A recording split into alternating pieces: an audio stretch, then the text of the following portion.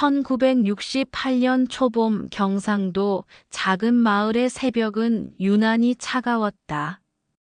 만수는 낡은 보따리 하나를 어깨에 메고 대문 앞에 섰다.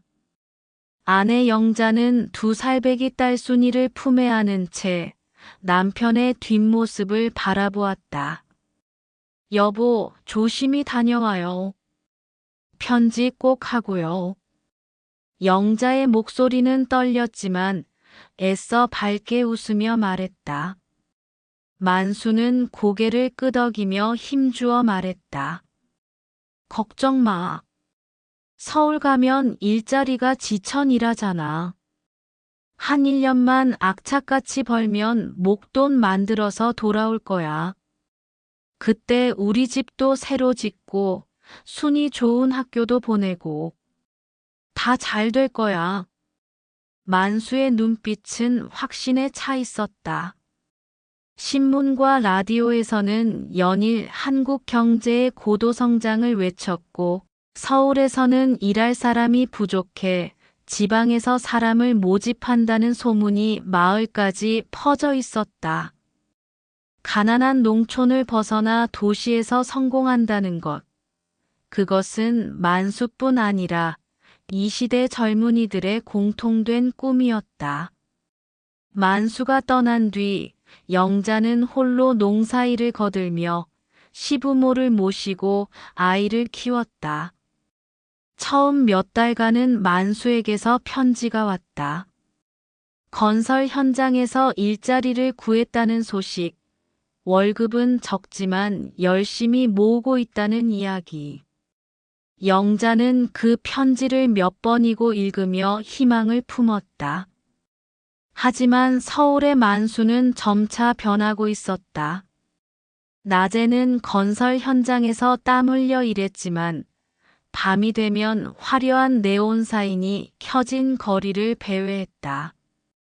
고향에서는 볼 수 없었던 풍경들양장을 입은 여자들, 커피향이 진한 다방, 최신 유행가가 흘러나오는 술집이 그를 유혹했다.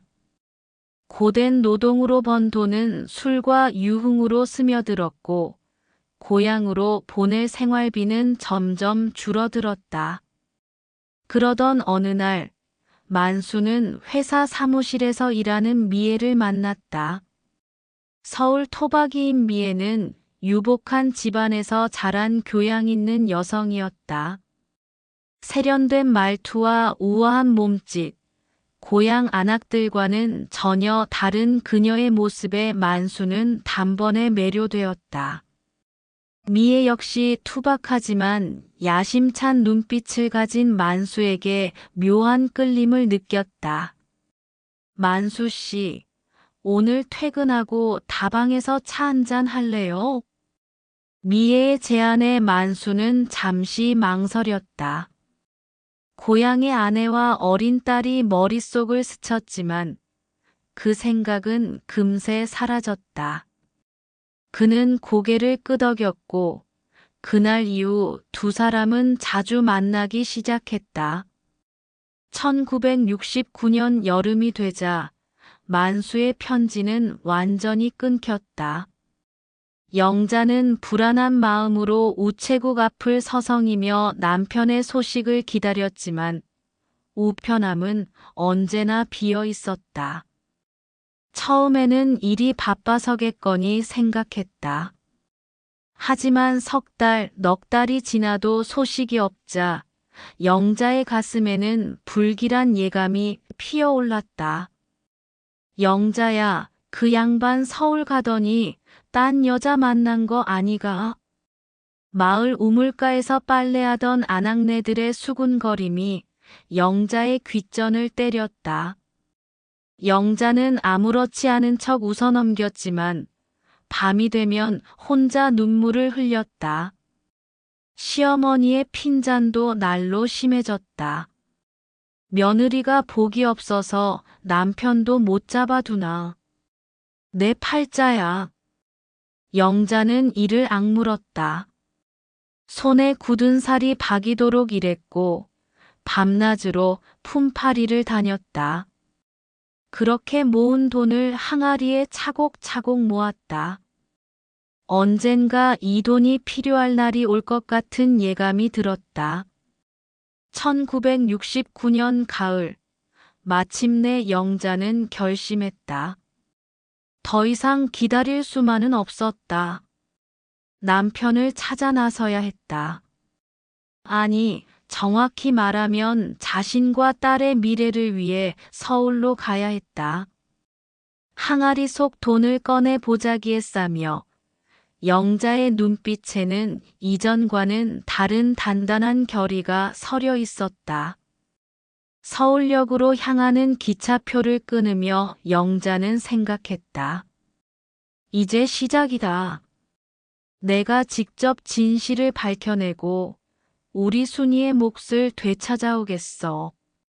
순이를 업은 채 기차에 오르는 영자의 뒷모습은 쓸쓸했지만 그 어깨에는 보이지 않는 힘이 실려 있었다. 만수가 떠난 지 1년 반. 영자의 서울행은 단순한 남편 찾기가 아니었다. 그것은 한 여인의 생존을 위한 전쟁의 시작이었다. 1969년 늦가을, 서울역에 내린 영자는 그 거대함에 압도되었다. 사람들은 물밀듯이 쏟아져 나왔고 자동차 경적 소리와 행상들의 호객 소리가 귓전을 울렸다. 순이는 낯선 광경에 겁을 먹고 영자의 옷깃을 꽉 움켜쥐었다. 괜찮아, 순아. 엄마가 다 지켜줄게. 영자는 떨리는 마음을 가라앉히며 허름한 여인숙을 찾아 짐을 풀었다. 보자기에 싼 돈을 세어보니 석 달은 버틸 수 있는 금액이었다. 그 안에 만수를 찾고 일자리도 구해야 했다. 다음 날부터 영자는 만수가 있을 만한 곳을 찾아다녔다. 건설 현장, 공장 밀집 지역, 일용직 노동자들이 모이는 시장 골목. 하지만 서울은 너무 넓었고 만수의 흔적은 어디에도 없었다.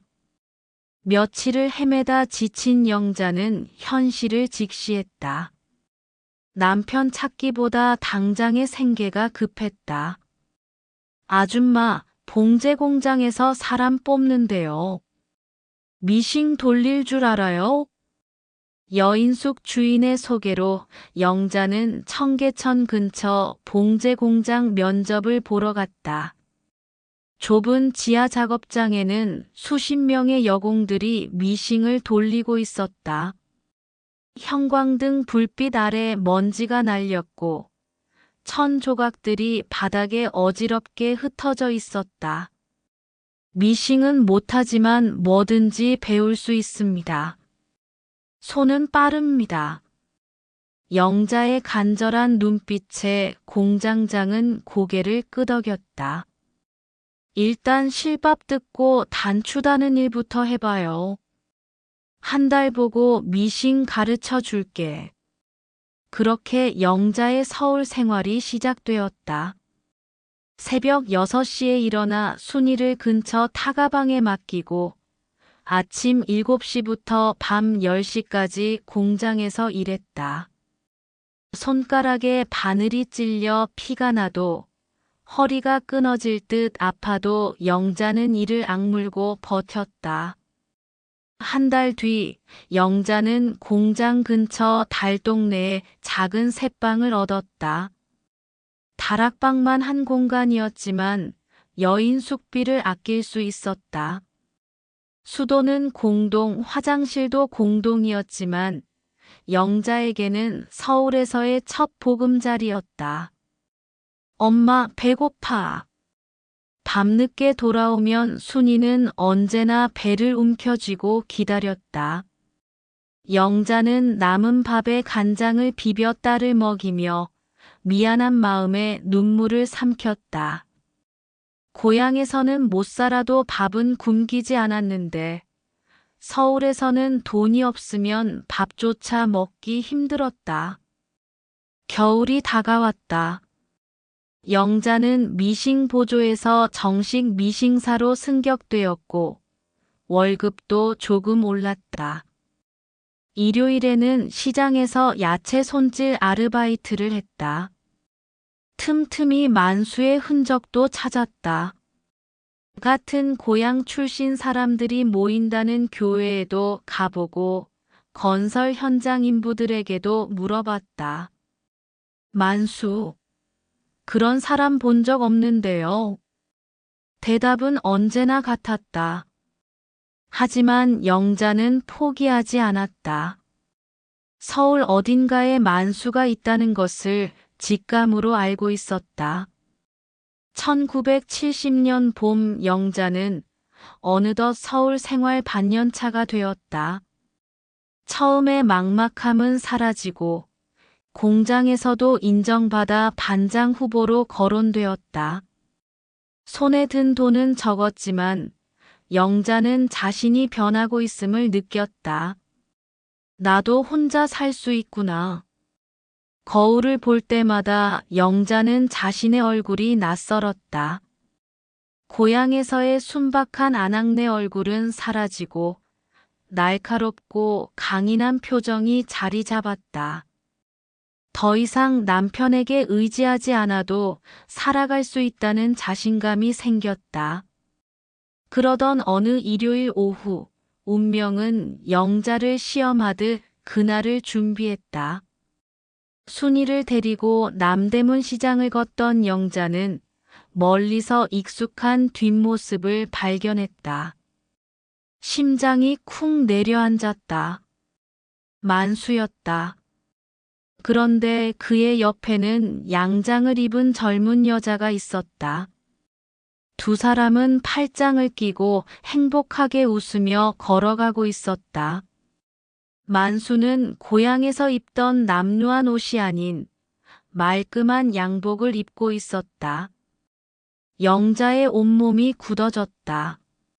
손이 떨렸고 눈앞이 하얗게 변했다. 순이가 엄마 하고 불렀지만 들리지 않았다. 그저 멀어져가는 남편의 뒷모습만 보였다. 그날 밤 영자는 잠을 이루지 못했다. 분노와 배신감이 가슴을 짓눌렀다. 하지만 이상하게도 눈물은 나오지 않았다. 대신 차가운 무언가가 가슴 속에서 단단하게 굳어지는 느낌이 들었다. 좋아. 이제 알았어. 당신이 어떻게 사는지. 영자는 결심했다. 이제는 복수할 시간이었다. 그날 이후 영자는 달라졌다. 공장 일을 하면서도 머릿속은 온통 만수를 추적하는 일로 가득했다. 일요일마다 남대문 시장 근처를 배회하며 만수의 흔적을 찾았다. 그리고 2달 뒤, 마침내 그가 어디서 일하는지 알아냈다. 종로에 있는 중견 무역회사. 만수는 그곳에서 평사원으로 일하고 있었다. 영자는 회사 앞 다방에 앉아 퇴근하는 만수를 지켜봤다. 그의 옆에는 언제나 그 여자 미애가 있었다. 오빠, 오늘은 명동에서 저녁 먹어요.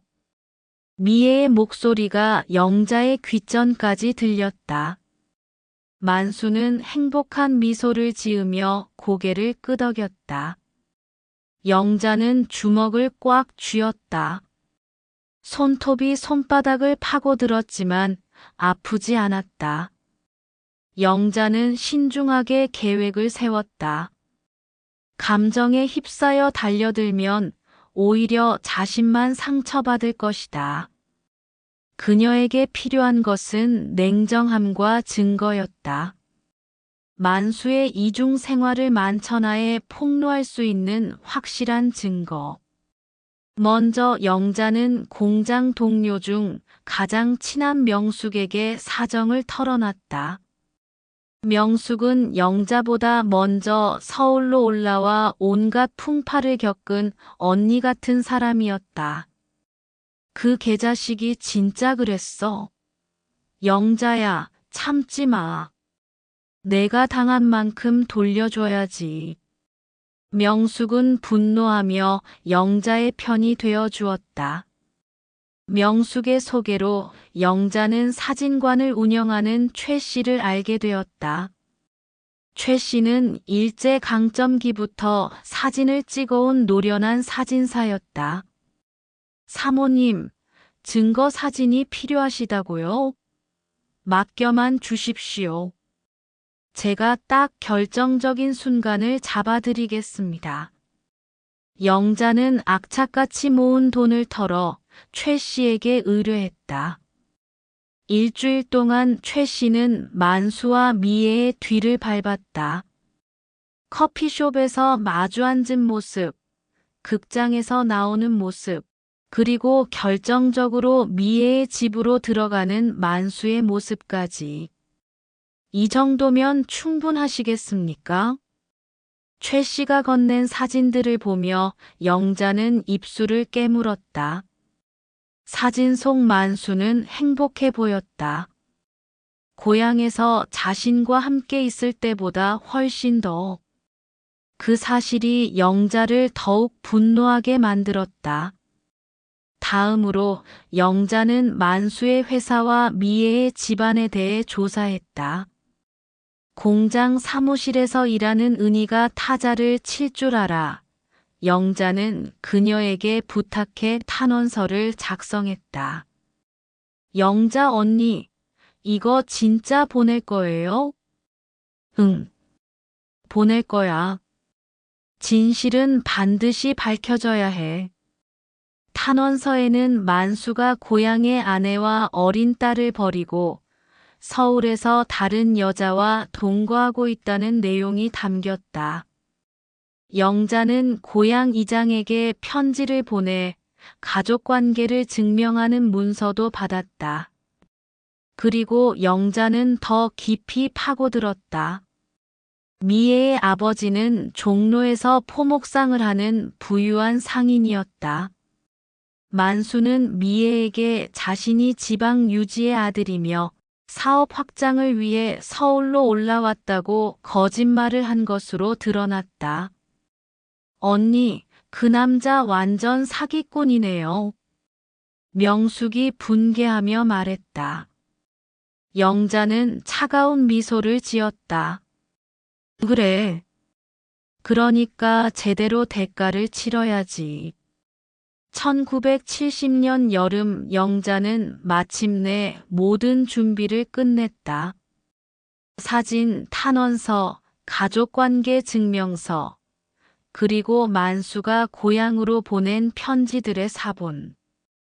이 모든 것이 만수의 거짓된 삶을 폭로할 무기였다. 영자는 밤마다 거울 앞에서 말하는 연습을 했다. 떨리지 않는 목소리로 또박또박. 복수의 순간에 감정에 휩싸여서는 안 됐다. 냉정하고 단호하게 만수가 저지른 모든 죄를 세상에 드러내야 했다. 엄마, 왜 안 자요? 순이가 잠결에 물었다. 영자는 딸의 머리를 쓰다듬으며 속삭였다. 순아, 조금만 기다려. 엄마가 우리 몫을 되찾아올게. 영자의 눈빛에는 불꽃이 타올랐다. 1년 가까이 준비한 복수. 이제 실행할 시간이 다가오고 있었다. 만수의 회사에서는 곧 창립 기념일 행사가 열릴 예정이었다. 직원 가족들도 초대받는 대규모 행사. 명숙의 도움으로 영자는 그 행사의 일정과 장소를 알아냈다. 바로 거기야. 모든 사람이 보는 앞에서. 영자는 결심했다. 만수가 가장 행복하다고 느끼는 순간, 가장 많은 사람들 앞에서 그의 가면을 벗겨내리라고. 그것이 진정한 복수였다. 달동네 새방에 혼자 앉아 영자는 그날을 위해 입을 옷을 꺼냈다. 고향에서 가져온 유일한 외출복. 낡았지만 정갈하게 다림질했다. 이제 남은 건 실행뿐이었다. 1970년 8월 15일 광복절. 만수가 다니는 무역회사의 창립 5주년 기념식이 을지로의 한 호텔 연회장에서 열렸다. 직원들과 그 가족 거래처 사람들까지 200여 명이 모인 성대한 행사였다. 만수는 미애와 함께 연회장에 들어섰다. 그는 양복 주머니에 손을 넣고 당당하게 걸었다. 5년 전 고향을 떠날 때의 초라한 모습은 온데간데 없었다. 이제 그는 성공한 도시남자였고 곧 미애의 아버지 사업에도 참여할 예정이었다. 고향에 가난했던 과거는 그저 잊고 싶은 악몽일 뿐이었다. 만수 씨, 오늘 참 멋져 보여요. 미애가 속삭였다. 만수는 만족스러운 미소를 지었다. 축사가 끝나고 건배 제의가 이어졌다. 사람들은 삼삼오오 모여 담소를 나눴다. 그때였다. 연회장 문이 열리고 한 여자가 들어섰다. 낡은 한복을 입었지만 등은 곧게 펴져 있었고 손에는 큰 봉투를 들고 있었다. 바로 영자였다. 그녀의 옆에는 순이가 엄마 치마를 꼭 쥐고 서 있었다. 만수는 그 모습을 보는 순간 얼굴이 새하얗게 질렸다. 심장이 멎는 것 같았다. 어떻게 여기를? 영자는 사람들 사이를 천천히 걸어 연회장 중앙으로 나아갔다. 모든 시선이 그녀에게 쏠렸다. 웅성거림이 일었다. 저분은 누구신가? 직원 가족인가 보네. 영자는 만수 앞에 섰다. 두 사람의 눈이 마주쳤다. 만수의 눈에는 공포가, 영자의 눈에는 차가운 결의가 서려 있었다. 여러분. 영자의 목소리가 연회장에 울려 퍼졌다. 떨리지 않는 또박또박한 목소리였다. 제 소개를 하겠습니다. 저는 박영자라고 합니다. 저기 계신 김만수 씨의 법적인 아내입니다. 연회장이 순식간에 술렁였다. 만수는 벌떡 일어나 영자에게 다가가려 했지만 명숙과 최 씨가 입구에서 지켜보고 있었다. 도망칠 수 없었다. 거짓말입니다. 이 여자는 미친. 만수가 소리쳤지만 영자는 조용히 봉투를 열었다. 여기 증거가 있습니다. 혼인신고서, 호적 등본, 그리고 이 아이는 김만수 씨의 친딸 김순희입니다. 영자는 차례로 서류들을 꺼내 보였다. 회사 사장과 임원들이 앞으로 나와 서류를 확인했다. 모두 진짜였다. 그리고 이 사진들을 보십시오. 영자는 최 씨가 찍은 사진들을 펼쳐 보였다. 만수와 미애가 다정하게 걷는 모습, 미애의 집으로 들어가는 모습, 결정적 증거들이었다. 미애의 얼굴이 창백해졌다. 그녀는 만수를 바라보며 떨리는 목소리로 물었다. 오빠, 이게 무슨 일이에요? 오빠는 분명 독신이라고. 만수는 아무 말도 하지 못했다. 그저 바닥만 응시할 뿐이었다. 영자는 계속 말했다. 김만수 씨는 1968년 저와 어린 딸을 경상도 고향에 두고 돈을 벌겠다며 서울로 왔습니다. 처음 몇 달은 편지도 하고 생활비도 보냈지만 곧 연락이 끊겼습니다. 저는 1년 반을 기다렸습니다. 그리고 작년 가을 아이를 업고 서울로 올라와 봉제 공장에서 일하며 남편을 찾았습니다. 영자의 목소리는 담담했지만 그 안에는 견뎌온 세월의 무게가 실려 있었다. 연 회장은 숨소리조차 들릴 만큼 조용해졌다. 저는 복수하러 온 것이 아닙니다. 다만 진실을 밝히고 싶었습니다. 이 사람이 얼마나 비겁한 거짓말쟁이인지, 그리고 제 딸이 아버지를 가질 권리가 있다는 것을 말하고 싶었습니다. 회사 사장이 엄숙한 표정으로 만수에게 물었다. 김 대리, 이게 사실입니까? 만수는 고개를 떨구었다. 부정할 수 없었다. 모든 증거가 명백했다. 사실입니다. 그 순간 미애가 만수의 뺨을 세게 때렸다. 거짓말쟁이. 그녀는 울음을 터뜨리며 연 회장을 뛰쳐나갔다. 미애의 아버지도 분노한 얼굴로 자리를 떠났다. 회사 사장은 냉정하게 선언했다. 김만수 대리, 당신은 오늘부로 해고입니다. 우리 회사는 이런 파렴치한 인간을 용납할 수 없습니다. 만수는 무릎이 꺾였다. 모든 것이 무너지는 순간이었다. 직장, 미애와의 관계, 미애 아버지의 사업 기회, 그가 쌓아온 모든 거짓의 성이 한순간에 무너졌다. 영자는 만수를 내려다보았다. 한때 사랑했던 남자, 하지만 이제는 연민조차 느껴지지 않는 사람. 그녀는 조용히 말했다. 당신과의 인연은 이제 끝입니다. 위자료나 양육비 같은 것도 바라지 않아요. 그저 당신 인생에서 깨끗이 사라져 주세요. 저와 순이는 우리 힘으로 살아갈 겁니다. 영자는 순이의 손을 잡고 당당하게 연 회장을 나섰다. 뒤돌아보지 않았다. 문을 나서는 순간 그녀는 가슴속 깊은 곳에서 무언가 풀리는 느낌을 받았다. 자유. 진정한 해방이었다. 연 회장 밖에서 명숙과 최 씨가 기다리고 있었다. 영자야, 잘했어. 정말 잘했어.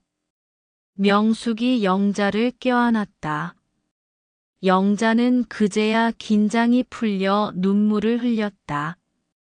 하지만 그것은 슬픔의 눈물이 아니었다. 후련함과 시작의 눈물이었다. 그로부터 한 달 뒤, 영자는 공장 반장으로 승진했다. 급여가 올라 더 나은 집으로 이사할 수 있었다. 순이는 근처 유치원에 다니기 시작했다. 어느 일요일 오후 영자는 순이와 함께 남산타워가 보이는 언덕에 앉아 있었다. 서울의 스카이라인이 눈앞에 펼쳐졌다. 엄마, 저기 불빛 예뻐요. 순이가 손가락으로 가리키며 말했다. 영자는 딸을 껴안으며 미소 지었다. 그래, 예쁘지? 순아, 엄마가 약속할게. 우리 둘이서 힘을 합쳐 이 도시에서 꼭 성공할 거야. 당당하게. 1970년 가을, 서울 하늘은 유난히 높고 푸르렀다. 영자는 이제 더 이상 누군가의 아내가 아니었다. 그녀는 영자 그 자신이었고, 스스로의 힘으로 미래를 개척해 나가는 강인한 여성이었다. 복수는 끝났다. 이제 진짜 삶이 시작되는 것이다.